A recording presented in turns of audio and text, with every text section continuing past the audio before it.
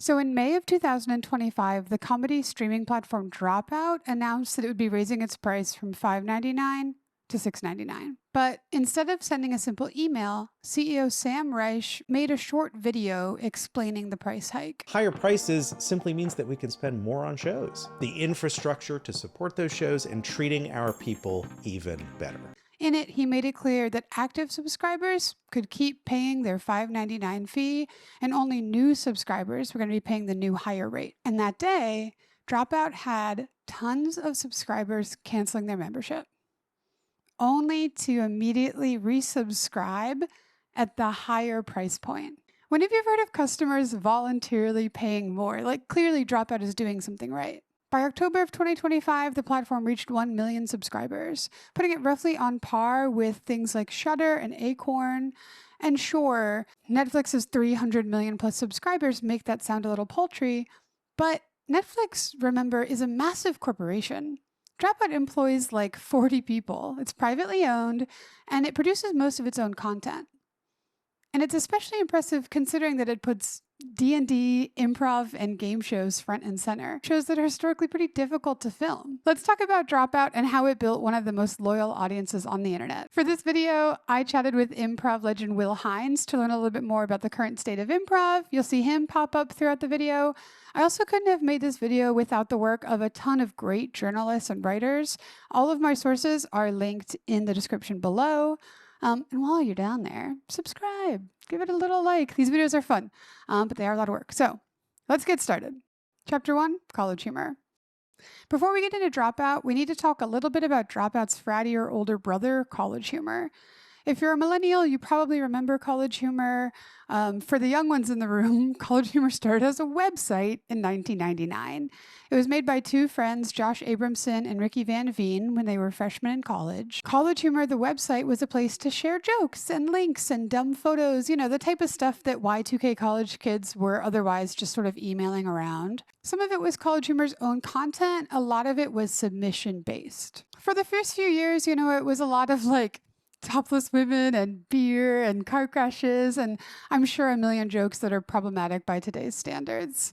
Generally, comedy was meaner in the aughts. I'm thinking like The Man Show and Tucker Max and like Jackass, which I love Jackass, but it does speak to sort of a different era and a different sensibility. College Humor doesn't just cater to the lowest common denominator, it's cooked and served by the lowest common denominator too.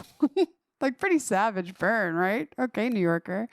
The website was doing surprisingly well. They were making hundreds and thousands of dollars each month through merch and ad sales.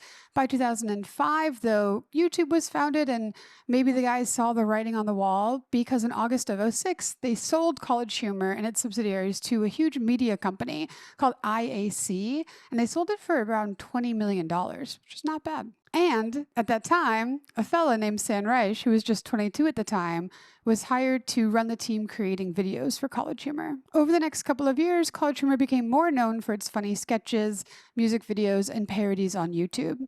Jake and Amir were staples of the channel, as well as familiar names like Emily Axford, Adam Conover, Mike Trapp, and Brian Murphy, as well as Streeter Seidel, who is now a head writer on SNL, which is incredible.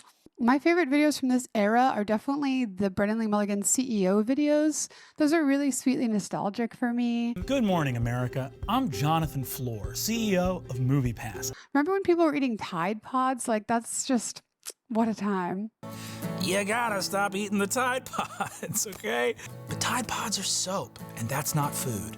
Chapter 2, Introducing Dropout. College Humor launched Dropout.tv in September of 2018. Get it? Like College Humor, Dropout, get it? Funny. The idea from then CEO Rich Cusick was that Dropout would serve as a sort of TVMA version of all the stuff that was on YouTube. You know, all the safe stuff would go on YouTube, but the crazy stuff that might be demonetized or taken down from YouTube, would be over on Dropout.tv, which is pretty funny to me considering how squeaky clean Dropout has become. Now, it's hard to start a new streaming platform. Of course, it requires convincing a whole lot of people that they should pay for something that they're used to getting for free. Dropout was not profitable for the first couple of years. You know, this was a landscape where a lot of streamers were starting and failing, and there was a lot of skepticism. And if Dropout needed to survive, it really needed to be smart about the content it was producing. The team spent a lot of time looking at the data and the numbers to see what was performing well. And surprisingly, the unscripted shows were outperforming the scripted shows, which is strange because unscripted is a lot more affordable to produce. So they went all in on unscripted, things like improv and D&D and game shows, all of those things that have stayed the focal point ever since. Sam Reich spoke with Deadline about this shift, talking about how we had a writer's room full of scripted TV writers. All of us sort of had to pivot. So reason number one, Dropout discovered what its audience actually wanted and they listened. It's funny, right? Like this news about the unscripted success was surprising at the time, but it makes sense knowing what we know now, doesn't it? There's been this huge swing away from scripted and formulaic, like sterile media into things run by real people, authenticity, or at least like perceived authenticity, because like young people aren't watching sitcoms. They're watching video game streams and YouTube and TikTok. It's a lot less formal. The trend is a lot more irreverent and parasocial, just a lot less establishment. So yeah, of course the unscripted stuff was working better. Dropout has combined the loyalty of a sports team with the comedy of Whose Line Is It Anyway? You know a lot more about the people on Dropout than you would about the people on Whose Line Is It Anyway? Like, you know the comedy stylings of Ryan Stiles. You don't know anything about Ryan Stiles. Mm-hmm. But we know a lot about Iffy. He's the most publicly poly guy in, like, comedy. I know more than I want to about Iffy, to be honest. Yeah, sometimes I feel the same way. On Dropout, they're letting improv comedians be funny, largely unedited and unaltered, writes Will Hines. And they're finding an audience. This might be the thing that convinces TV folks that improv works, or it might be the thing that kills TV outright. Let's talk about the big shows on Dropout. First, Dimension 20, which premiered in 2018. Comedians and performers play D&D, typically run by Brendan Lee Mulligan. I don't know what you kids are up to, but I do know one thing. Laws are threats made by the dominant socioeconomic ethnic group in a given nation. He's cerebral and smart, and he's obviously a talented improviser and like world-class DM. It's just the promise of violence that's enacted, and police are basically an occupying army. You know what I mean? You guys want to make some bacon? Even when he's taking on these different roles and personas, I see him in there, which maybe hardcore improv people would say is bad, but I've always really liked that about him. His point of view, his love of language, his sense of justice, you know. These things, they shine through. I remember a guy being like, you know, like you're working in a coffee shop somewhere and, you know, like you got to think like that's not a career. You got to do that. It's improv, but it still feels authored, which can shrink the divide between improv and stand-up. I want to see someone's perspective. I don't just want to laugh, but I want to like know them. And that's what I like really enjoy about Brendan Lee Mulligan. And I remember talking to the guy and being like, so do you think no one should work in a coffee shop? And he was like, I wouldn't. And I was like, but I'm asking you, do you think coffee shops shouldn't exist? And he was like, no, I love coffee. And I was like, so you're bad. Yeah. Like, do you see? And there's a reason why Brendan is on the pilot of every Dropout show. Because people love him and Dropout knows that. And they're banking on you tuning in because of him and then loving the show and sticking around. I teach improv classes, and I'd say 50% of the people who take my classes heard about improv through Dimension 20. Wow. I mean, it's massive. It's like, it is the Beatles of improv. If I would have told you 10 years ago that D&D would be how people learn about improv, what would you say? I'd be like, I don't even understand what you're talking about. That doesn't make any sense to me. And then there's Actually, which premiered just a few weeks after D20. This was my personal favorite at the time. It's the reason why I started watching Dropout. It's a Jeopardy style show about nerd culture and like pedantry. The host reads out incorrect facts and the contestants have to figure out what's wrong with the statement. And they buzz in saying, actually. All right, let's take a look at our first image. What tabletop game is this from? Yes. Actually, this is Dungeons and Dragons. 3 or 3.5. Like, actually, Charizard is a fire type or whatever. It's really silly and dumb, and it's just playing on like nerd stereotypes in kind of a smart way. It was created and hosted by Mike Trapp, later replaced by Ify Wadiway, and just like total catnip for me. It's so much fun.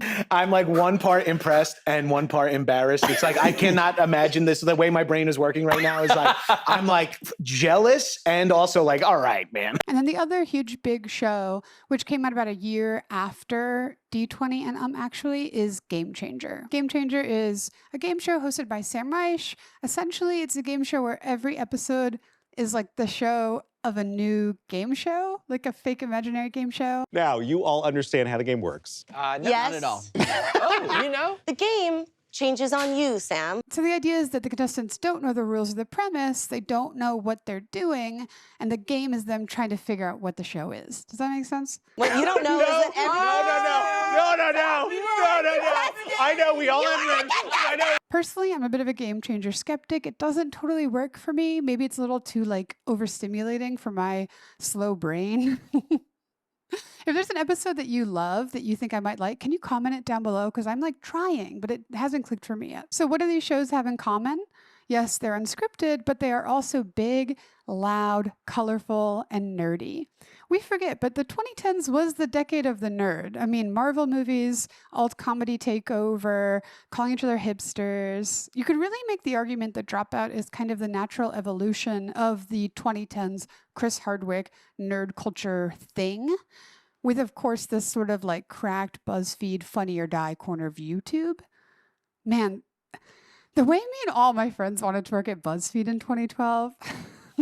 Dropout is much more wholesome and zany than CollegeHumor ever was. Like, it's never been cool. It's not really trying to be. If you need any evidence that Dropout is like that exact sweet, corny, elder millennial vibes, look at Exhibit A, its logo, that like colon uppercase D. Oh my God. Sure. There's that sweet spot of smart and surprising, but not mean. Mm. And Bo Burnham hit it, John Mulaney hit it, and CollegeHumor hit it, and now Dropout hits it. Chapter 3, the Dropout Cast. Dropout works with a stable of comedians who appear across all of their various programming. So, like, if you love Vic Michaelis like I do, then you'll enjoy seeing them as the host of Very Important People, and then as a presenter on Smarty Pants, or as a contestant on Game Changer, etc., etc., etc. There are a ton of Dropout performers that I'm buying stock in. Vic, of course, is at the top of that list. I even watched their like Hallmark Hanukkah movie because I'm just sort of down bad for Vic Michaelis, I guess. Are you making it about you? No. Feels like maybe you're freaking making it about you. Yep. Okay, so we're going to continue. On VIP, Vic plays this sort of small-time TV host who has dreams of making it big, and you get lore sort of drips and drabs throughout the episodes. Fun fact, I went to a Gwyneth Paltrow goop party one time as a +1 to my husband, and I got a gift bag. I don't think I care. Okay. I actually see a lot of Steve Martin in their performance here, this sort of parody of a struggling performer, which I like a lot. Also, tell me the show isn't like filmed in the back rooms, right? Like, look at this set. It's so 90s. Looks like my grandmother's bathroom, like cable access, amazing hodgepodge. It's like perfect. I'm also buying stock in Anna Garcia, Zach Oyama, Paul Robolino. Demi Ajibowibe is on Dropout. I've loved him for years. It's so great to see him there. Hank Green isn't particularly funny, but I can't help but love that man whenever he pops up. It's always nice to see PFT too. Yeah, they have a really talented stable of performers. Of course, there are some that I find annoying, and there are some that you'd find annoying, but that's always going to be the case when you get a bunch of comedians into a room. Like, your mileage will vary.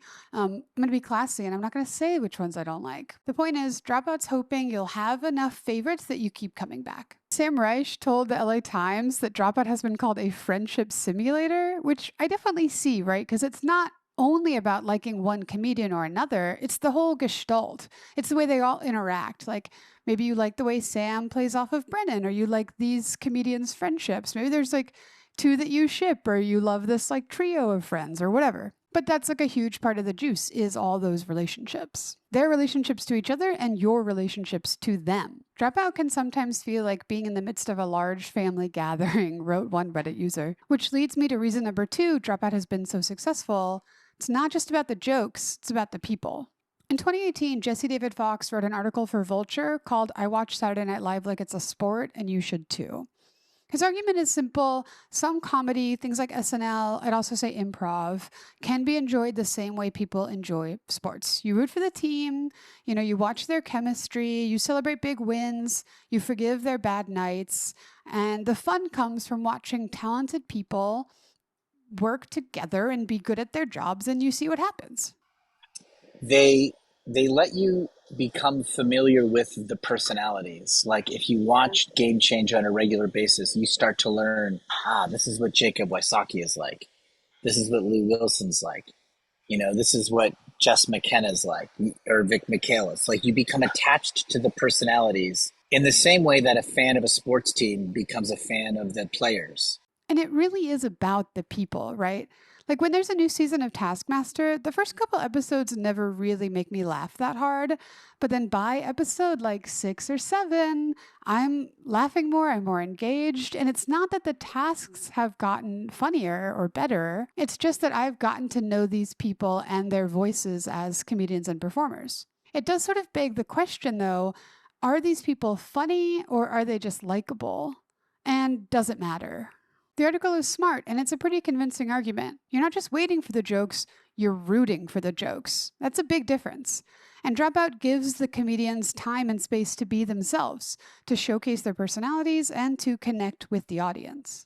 Chapter 4, The Rise of Sam Reich. Okay, so it's 2019. CollegeHumor and Dropout are doing decently well, but clearly not well enough because IAC, that media company that bought them, is ready to sell. They want to get rid of it. Now, Viacom came in with a $3 million offer to buy CollegeHumor and Dropout, but Sam Reich, who was chief creative officer at the time, did not want that to happen. So I went and I offered IAC $0, which was the amount of money I had to offer them. If they would put him in charge of Dropout and CollegeHumor in exchange for a minority stake in the company, he would run the business, he could make it a success, he could turn a profit, and it would be a profit that would exceed the $3 million they've been offered by Viacom. It would have gone to a competitor. They would have fired everybody and taken the assets and see what they could do with them. It's quite a gambit by Reich. I respect it. And he was clearly convincing because they listened. And the deal between IAC and Sam closed. He took over. He became CEO.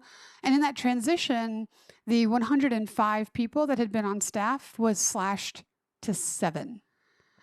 7. If I was Sam, I would be pooping my pants around that time. Because there's another thing I need to mention because this little deal closed in March of 2020. So he made this deal and then a few days later, COVID shut down all production. So now it's the pandemic. I can't really do much.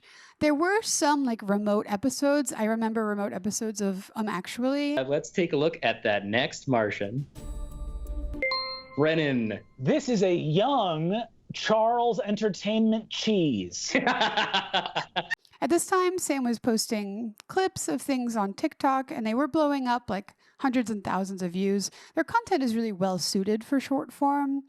And a lot of Dropout's content started to be made actually with short form clips in mind, which you'll notice if you start watching the shows. I think it's really smart that a lot of Dropout's content is easy to find online, free full episodes on YouTube and millions of clips. And by the end of 2023, they had over 500,000 subscribers on Dropout. So when I heard that Sam Reich, who had was running CollegeHumor, bought the brand and converted it to Dropout, I was like, it's gonna work.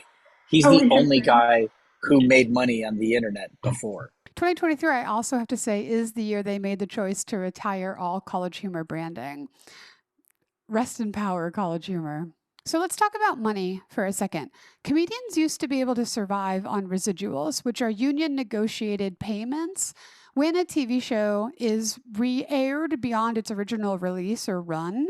like, stuff that's on cable over and over and over again. Now, obviously, as cable dies a slow death, that income stream is a lot more rare and a lot less stable. And as such, actors and performers and comedians have a harder time making ends meet. Now, Dropout is not required to pay residuals, obviously, because it is a streaming show, but they wanted to do something, especially as they got more successful. And a few years ago, Dropout made headlines by introducing a profit-sharing program. They give away around 10 to 20% of their profits to cast and crew. And Dropout pays better than most of its peers. Gianmarco Ceresi made more money doing one episode of Game Changer than he did for his role on a Paramount Plus show. That's crazy. This might be a good time to mention that Sam Reich's dad is Robert Reich, professor and former United States Secretary of Labor. So yeah, he probably knows a thing or two about this stuff. Plus, their performers work as freelancers. Vic Michaelis was hired to be on Ponies. They went to Hungary for a few months, and it didn't really seem to disrupt or ruin anything. Same with Jeremy Colhane, who is a Dropout regular and an SNL cast member. He can do both. This is really smart for an additional reason, because Dropout is a great incubator for comedians, but it's also like a pretty safe environment.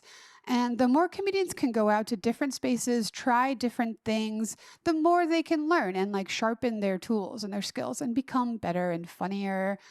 All artists need to fail a lot. That's a part of it. It's really, really key. So that's great for Dropout.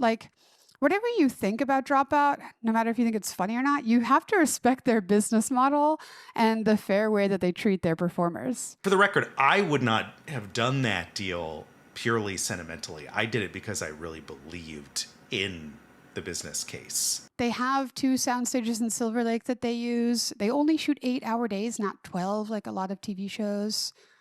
It's a very un-Hollywood way of doing things, but it's clearly working. And all of this brings me to the price hike, which is the story I told at the beginning about Sam Reich announcing the difference in price and fans voluntarily paying more. Pretty badass. The fans respond to the content, they love the shows and the performers, but they also care about Dropout's transparent business practices. I know it's corny, but that is a huge part of how Dropout has cultivated such a loyal following. The hardcore fans know about this money stuff, and it matters to them. And yeah, Dropout fans have a reputation for being young and liberal and very online and politically active, and they care. They want to know that the people making these shows are treated well. This is a difference for Gen Z viewership, and it matters. It's important. Dropout has become an institution to believe in for a generation that grew up not believing in institutions, writes Jesse David Fox.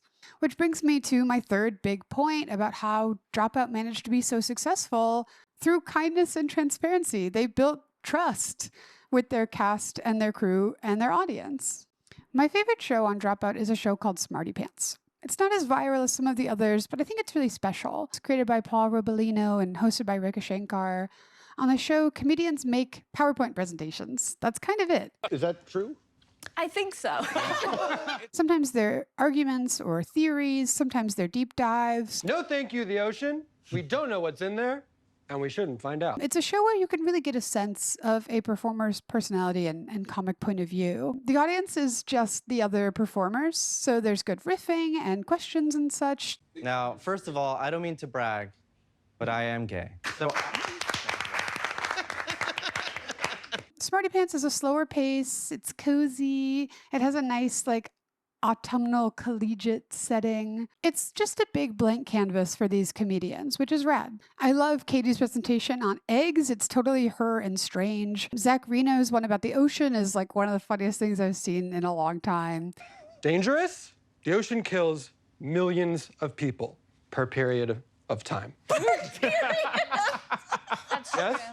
true. Oh my God, he's right. Demi's about which cartoon characters are invited to the cookout. That's an all-timer. Woody! He's coming to the cookout. And you know why? Because he's not going to talk. He's going to sit his white ass down and listen. Chico! He's coming to the cookout. Simple reason why. She's my wife. She drove me. He's got some of the best, comic timing and writing chops on the platform. Oh, he has a new show that's going to be at the Edinburgh Fringe next month, so keep an eye out for that. I'm excited for him. My favorite episode of Smarty Pants features Hank Green's Chewy decimal system, which is like his plea to grocery stores to standardize like libraries have. I am proposing a Dewey Decimal System of food. Wow. Perhaps the Chewy Decimal System. No. Yeah, and that's It's like a whole complicated thing, but it's like so fun, and he brings merch. It's really dorky, and it's just, again, catnip. And I think it's like a good point. And now I think of him every time I go to the grocery store. It's my outfit. Nothing so far, and I want it the most. there's mugs. I am so easily convinced of anything. But yeah, Smarty Pants, it's a soapbox. The comedians get to make a case about something. Here's the headline. When you have comedians this talented, the best thing a network can do sometimes is just get out of the way. Healthy while tasting incredible. Can I ask what your source is? There's no sources. This came from the heart. Up. Waldo. Common a friend, where's Waldo? Where is Waldo? In times of war, where's Waldo? People are dying in the streets. Where the is Waldo? Sand. Sand is not bone is shit. Bones. No. Bones are sand. The whales eat the bones into sand. No way. Sand is bones, bones is sand. The whales eat the bones. That's true. You know, when I started writing this script, the like watch it like it's sports idea was rolling around in my head a lot. And I couldn't help but wonder, is that just cope? Let's be honest. Is that just cope? Like, if you have to watch something with a certain schema, if I can't just watch comedy like it's comedy and I have to like reconfigure my brain to watch it like it's sports, is it just not that funny? Like, I wondered. Maybe. But I also thought, maybe not. Because I actually think this is just getting at what it means to be a human, right? No art is ever experienced in a vacuum. And of course, I laugh harder at a joke when I like a comedian. I want the people I like to do well. Why do we think caring about the people behind art somehow makes their art less valuable? Maybe Dropout works because it understands that comedy is a relationship. Jokes are only half the experience. The other half is caring about who tells them and why, and rooting for them, like a sport. And Dropout's genius is that the audience was never just showing up for the jokes. They show up for the people. The meaning of life is our connections, who we speak to, who we have around us, and what legacy we leave behind with those that we exist on this plane with. That's all, folks. Thank you so much for watching. I'm a Dropout subscriber. Of course, I'll be keeping my subscription. Like, hell yeah. I really like supporting this company. Please like and subscribe if you enjoyed this video. Lastly, just a recommendation. If you like silly improv game show nonsense, I can't recommend Guy Montgomery's Guy Mont Spelling Bee enough. It's a really cool, weird show hosted by one of my favorite Kiwi comedians. Demi was on an episode, so you'll love it. Go enjoy that. Thank you so much for watching. Bye. I mean, this is a boring highbrow answer, but what's present in improv that is less present in other forms of comedy is instant empathy. You have to change to a point of view you didn't pick. You have to advocate for characters you did not fully create. You have to act like you know a world that is being created under your feet. It's like an empathy Olympics. You have to play every side. There's no ego. And it's most forms of comedy are all ego. Sure. Like, hey, this comedy stands for me. George, And sit down and in fact, I refuse to do things that don't fit with my brand. Sure. And improv, every time I do an improv show, I'm humiliated in a way that I did not expect.